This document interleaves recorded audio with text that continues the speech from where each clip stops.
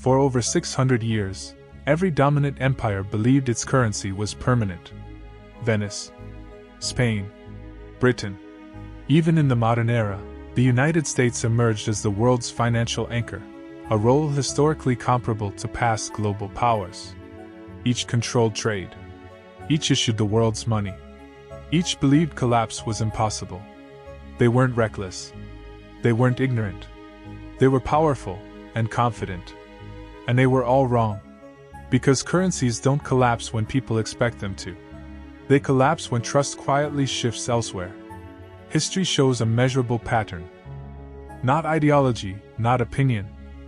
A repeating cycle that has ended every monetary empire since the 1400s. The unsettling question for historians and analysts is, where might today's financial system fit within this historical cycle? Every great empire begins with the same belief. That its system is different. More advanced. More permanent. And at the center of that belief is its currency. Because money is not just a medium of exchange. It is not paper, metal, or numbers on a screen. Currency is organized trust. It is the shared agreement that effort today can be safely stored for tomorrow. That value will still mean something, later somewhere else, to someone you've never met. Empires don't dominate the world through armies alone. Armies enforce borders. Currencies shape behavior. The true power of an empire emerges when it controls three invisible levers. First, trade routes. Who moves goods, where they move, and under whose protection. Second, the settlement currency. The unit everyone must use to price, clear, and close transactions. Third, the rules of debt. Who can borrow cheaply, who cannot, and who pays the price when debts fail. When an empire's currency becomes global, something subtle happens. Demand hides weakness. Foreign merchants need it. Governments hold it. Banks settle in it. And because everyone wants the currency, no one questions it. At least, not yet.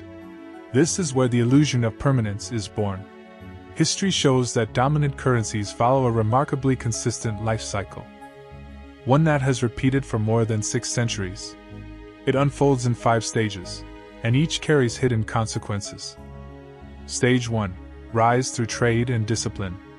At first, success feels earned, natural.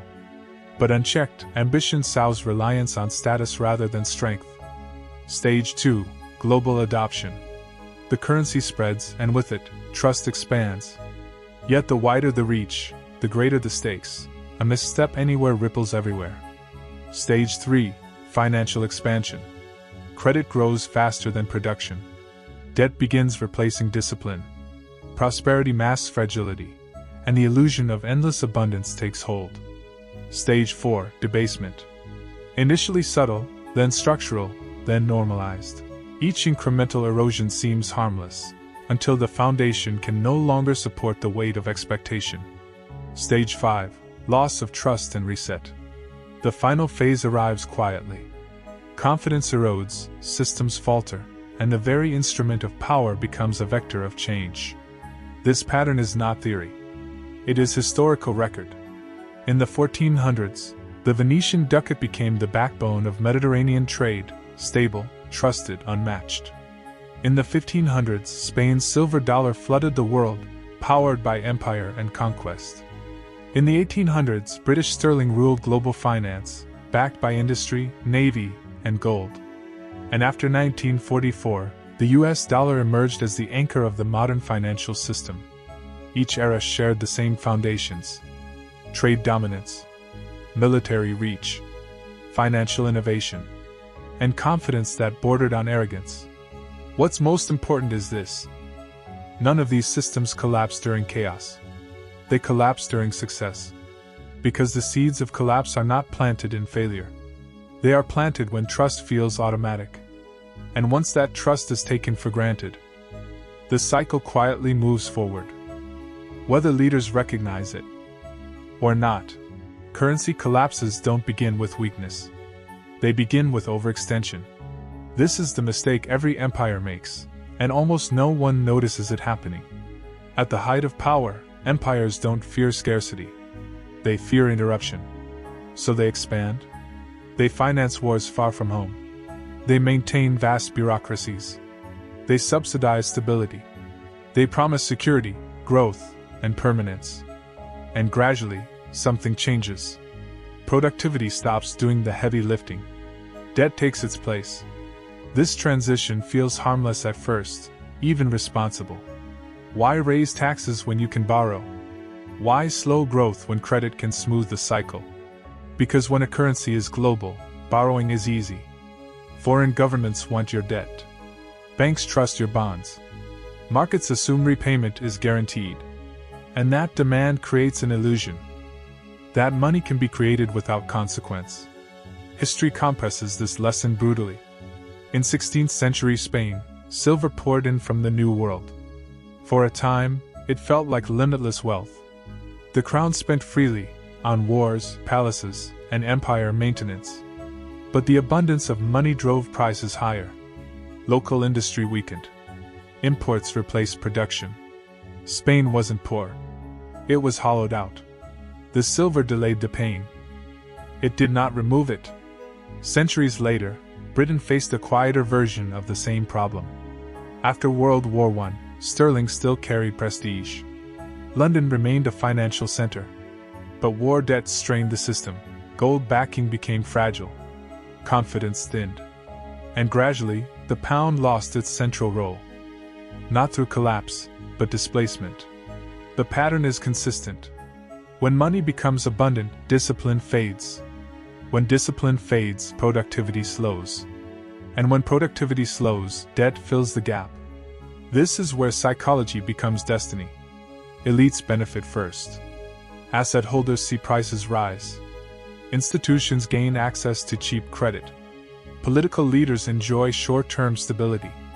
Meanwhile, the average citizen feels nothing. At least at first. Inflation arrives late. Wages lag quietly. Costs creep rather than spike. And because the pain is uneven, it's easy to deny. Leaders don't frame the problem as structural. They frame it as temporary. A cycle. A shock. A policy adjustment. But history shows something more unsettling. No empire willingly stops this process. Not because leaders are foolish, but because stopping it requires giving up power, comfort, and political survival. So the system stretches further. Debt replaces growth. Money replaces discipline. And trust continues. Not because the system is healthy, but because there is no obvious alternative. Until one day, there is. And by the time that alternative begins to form, the most important decision has already been made. When people imagine a currency collapse, they picture chaos. Banks shutting overnight. Hyperinflation spirals. Bread lines and panic. But history tells a different story. Real currency collapse is rarely loud. It is administrative, gradual, and largely invisible to the public. Because currencies don't fail when citizens lose faith. They fail when systems do. The first cracks appear far from everyday life. In global trade settlement. When exporters begin requesting alternatives. When contracts quietly include secondary pricing clauses. When clearing systems add options, just in case. Nothing dramatic.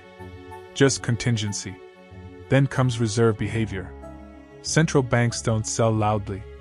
They rebalance. A few percentage points here.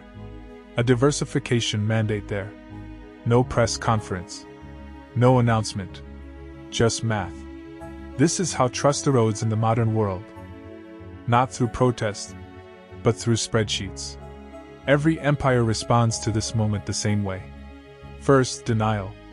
Officials blame speculators. Foreign interference. Temporary volatility. Then control. Price ceilings. Capital restrictions. Emergency measures framed as stability tools. And finally, expansion. More liquidity. More stimulus. More currency creation.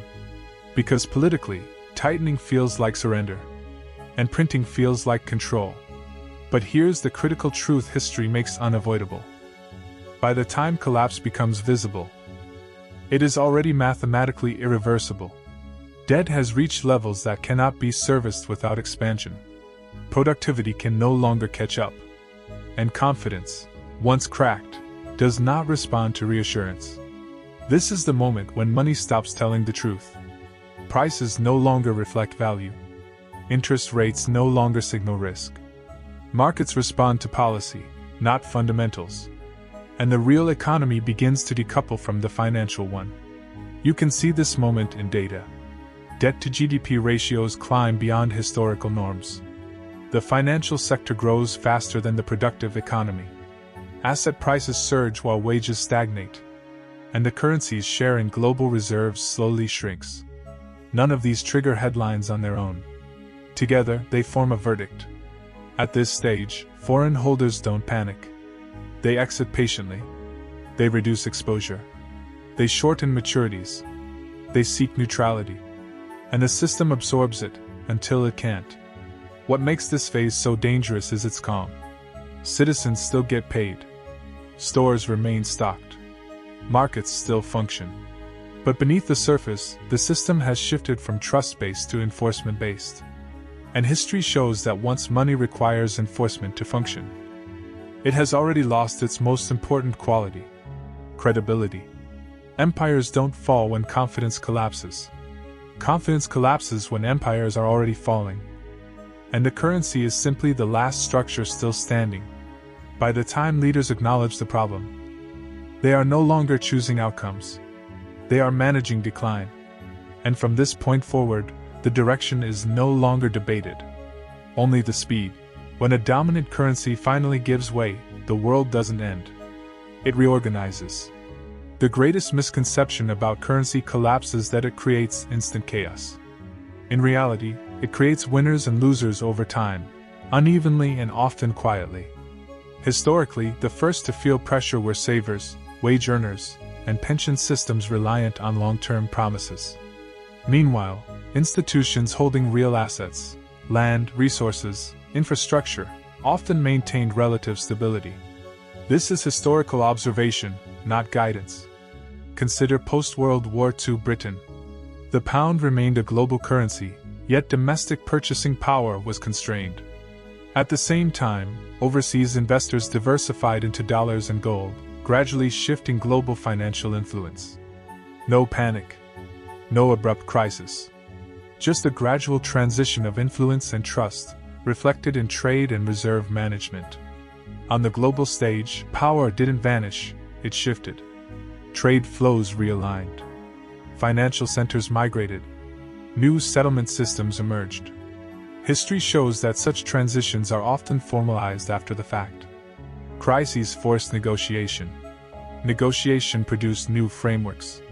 And those frameworks reflected the priorities of the rising power. Gold standards were rewritten. Reserve systems were redesigned. Trade rules were recalibrated. Currency resets do not destroy the system. They reveal who controls it next. For those living through it, the experience felt less like catastrophe and more like extended uncertainty. The old rules faded. The new rules arrived gradually. Only in hindsight did the transition appear obvious. This story is not about panic. It's about reading the signs. We are living through the longest fiat currency experiment in history. A system untethered from gold or silver, held together by trust, coordination, and collective belief. Global debt has never been higher. Financial markets have expanded far beyond the real economy. Currencies are no longer just tools for trade. They are instruments of leverage, instruments of influence, instruments of power. Trust in institutions is no longer assumed. It is negotiated. And history shows that once trust reaches its limit, the shift begins quietly, almost imperceptibly. Here's the critical question. How would you know if the transition has already started? Would you see subtle changes in global reserve allocations, like central banks quietly moving from pounds to dollars in the 1940s? Or the emergence of financial flows bypassing traditional anchors, as Europe did in the post-war Marshall Plan period? These are not catastrophic signs. They are the fingerprints of a system evolving, long before headlines notice. Every empire believed it had broken the cycle. Each believed its currency was indispensable. None ever had. History doesn't repeat because leaders are careless. It repeats because incentives are powerful. And trust, once stretched too far, does not return with reassurance. Collapse isn't sudden. It is gradual. It is uneven. It is almost invisible, yet the consequences are absolute. The cycle doesn't end with collapse. It ends with transition. And here is the forward signal to remember. The next chapter, our closing statement, will reveal how this has always resolved, and why recognizing the subtle signs now could change how we see the future. Empires don't fall when they lose wars. They fall when their money stops working. For more than 600 years, the pattern has never changed. Trade creates trust. Trust creates power. Power stretches the system. And eventually, the currency can no longer carry the weight of empire. This isn't a story about collapse. It's a story about transition. Because when money stops telling the truth, the world doesn't panic. It reorganizes. History has already answered every question except one. Are we watching the end of an era? Or simply the moment where the next one quietly begins?